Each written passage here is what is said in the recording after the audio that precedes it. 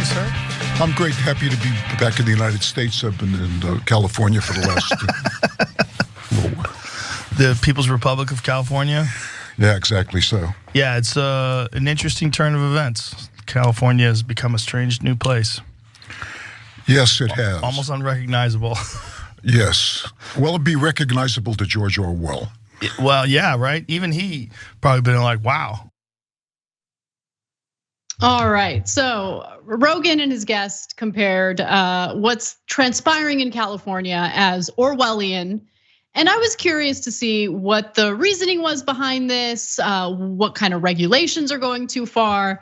And you guessed it, there was quite a time spent on COVID-related matters. Let's watch. He said when thought control comes, it will come not from the right, but from the left. You were saying, like, from the left, you're getting a lot of what seems like very cult-like behavior. And this very cult, like this ignoring of basic truth to fit a narrative. And I think that in the absence of religion, it's almost like we're hardwired for some sort of guidelines that we all collectively agree to follow. And even though we don't say it's a religion, we behave exactly if it's a religion. Like if you question it at all. There's no question about it. Yeah, that's what's going on right now, right? Sure, there's no question about it. So what the left is I hope nobody's listening when I say this because it's kind of, it's extreme. No one's gonna listen. It's a death cult. It's a cult about death. Cool, okay. A few things I want to just quickly address, John. Number one, I thought it was interesting that Rogan said it's like a cult where they want to ignore the truth to fit a narrative. Kind of like ignoring scientific data showing the inefficacy or lack of efficacy for drugs like ivermectin in treating COVID to fit your anti-vax narrative. Okay, all right. The only other thing I want to address is the notion that it's a death cult. Look, I do agree in one small way, which is I do think it's a problem.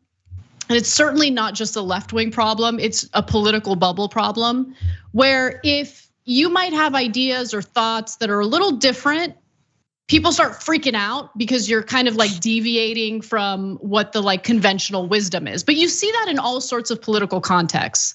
I mean, I remember when Obama was first elected and he started like proving himself to be anything but a progressive. And Cenk was pretty critical about that. He's like, listen, you campaigned on one thing and now look at you. And Democratic allies of ours like were furious with him. We're so angry because they didn't want to accept that Obama was like capitulating to right-wing lawmakers. So like it happens in all sorts of places. So that, but they're not, of course, they're not being very generous to Californians, and they're making it seem like this is something that's only unique to California. It's not. But like to say that COVID-related matters, and that's what they were mostly talking about, coronavirus type guidelines. To say that believing in those guidelines and carrying them out is like being part of a death cult is fascinating, since the people who tend to die from COVID believe the garbage that's usually spewed on his podcast. Exactly. Look, you could take any one of the sentences there and talk for an hour about it. First of all, the idea that if you're identifying a political cult in politics, where should you start? Well, obviously left. Yeah, not the cultish devotion to Donald Trump. There's no figure on the left. There's no figure among the Democrats where like your career is done if you mildly criticize the leader. He's retracting endorsements for people who don't even like specifically criticize Donald Trump, but just imply, hey, can we focus on the elections that are coming up? That's it, you're done. You can't be a politician anymore. That's obviously cult behavior, let alone cults like QAnon. Like they're calling us a death cult. They're probably still down in Dallas expecting that any number of dead celebrities and politicians are gonna rise from the grave and join their political movement. So the dead people that are already dead, they're worshiping. And of course, you are right to point out the fact that they've dispensed with all respect for the truth or science or anything like that when it comes to COVID. And what they have produced is massive amounts of totally needless death. But the thing that bothered me the most was probably the first thing that he said when he was like, yeah, California, not even recognizable anymore. The guy brought up Orwell and Rogan, who's totally read Orwell. It's like, yeah, he would be like, wow, why? I'm in California. What's going on that's so wow? Where's the victory gin? Where's the 2-minute hate? They still wear masks sometimes. That's the extent of it. Truly Orwell right there. But the thing is that he's supposed to be just this reasonable, regular guy. Is he being reasonable? I'm asking you that seriously. Is Joe Rogan being reasonable in the way that he's talking about any of those topics? Is he using common sense? Is he being a regular guy? No, he's mimicking right-wing ideologues. That's all that it is. That's what his shtick has become. You know, one of the other things that Rogan tends to complain about, I think it might have been one of the top reasons why he left California, is the homeless crisis. And the criticism that he has is that people are allowed to camp wherever they want, which, you know, it seems to run a little counter to like an Orwellian society where like. That they're not forcefully cleaning out these camps and disappearing people. Yeah, that's a good point. So, I mean, look, I don't know what's going on. I mean, like, there's a little more from the conversation that we'll share with you. But in regard to the death cult comment, I want to give you even more context because it wasn't just about COVID related regulations. The guest also wanted to weigh in on how the left they're just engaging in too much fear mongering about climate change. And I thought that Rogan took climate change seriously. Let's watch the next video. Let's see how more of this conversation went down. I spent a couple of years of COVID thinking, I just don't get it. I'm a child of the mid-century, you know, my dads and my uncles, everybody I knew went through the war. My grandfather fought in World War I. I've made a living when I should have been in jail, right? Or homeless because I don't have any talents except writing. And because I could do that, I made a living, I have a wonderful family because of America, right? And I'm a Jew and I'm not getting killed because I live in America. And I saw the country transform when I was a kid. And I used to go down south and there were chain gangs and there were lynchings and there were separate. That's pretty gosh darn close. And those people who were being treated that way, their great grandparents had been slaves. And now we see that racism is in effect gone. There's certain prejudices of whites against blacks. Well, duh. There's certain prejudices of blacks against whites.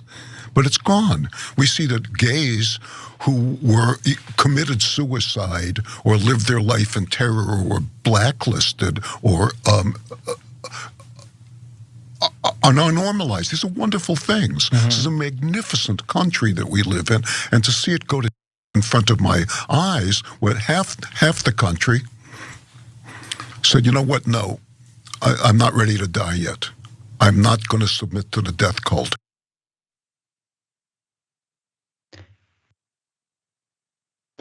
I don't, that was what I don't even know how to respond to, like, what was that?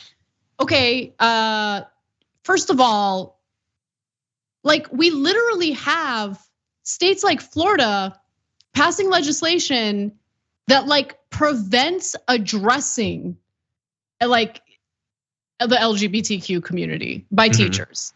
And the claim is like, no, it's only for young students, but like, if a teacher slips and mentions her partner or his partner being of the same gender, they could be punished based on that law, right, in Florida, because and it's literally referred to as the "Don't Say Gay" bill.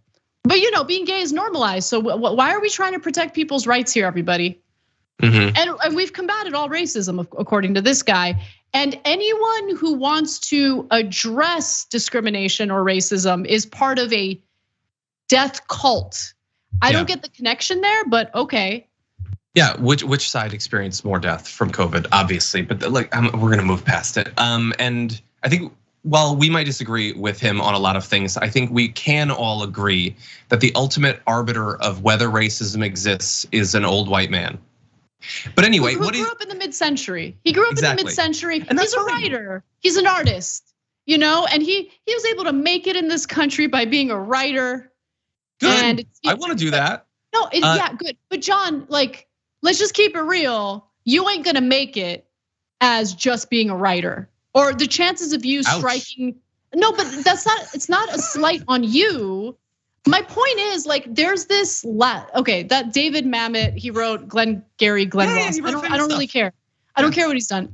My point is, he's making stupid points, and it shows the disconnect between his generation and what younger generations are facing. It's this assumption that the same opportunities that were available to him are still around, when in reality, back during the time he was coming up, you buy a house for like $50.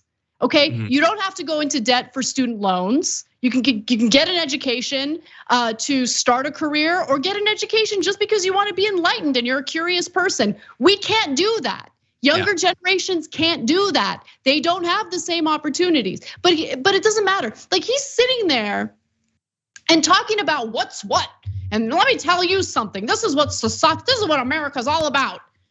But refuses to listen to or give any crap about what the reality is and how much society has changed, to the detriment of the very people that he's trashing right now. Yeah. Sorry, I'm a little bit distracted. I'm trying to figure out if you were able to pinpoint that I couldn't make it as a writer just as a general thing, or if you read the short story I released yesterday and it's directly based on reading my stuff. Now, anyway, I'm kidding. You know what I mean. You know what I'm not saying you're not a talented writer. My point is, opportunities to make a living strictly off being a writer, those opportunities are not around like the way that they used to be. You get what I'm saying? Like, there used to be a more robust social safety net in this country. So if you wanted to pursue that, and in the short term weren't succeeding, but you're building toward it, you would at least have some support. You get what I'm saying? Yeah, but now, I was just joking, Anna. No, but it's just like, I just can't stand people who like, they judge everything based on their lived experience. Yeah. It's look, no offense to him, but he has a case of probably COVID in the past, but now old manitis, and it's coming for all of us.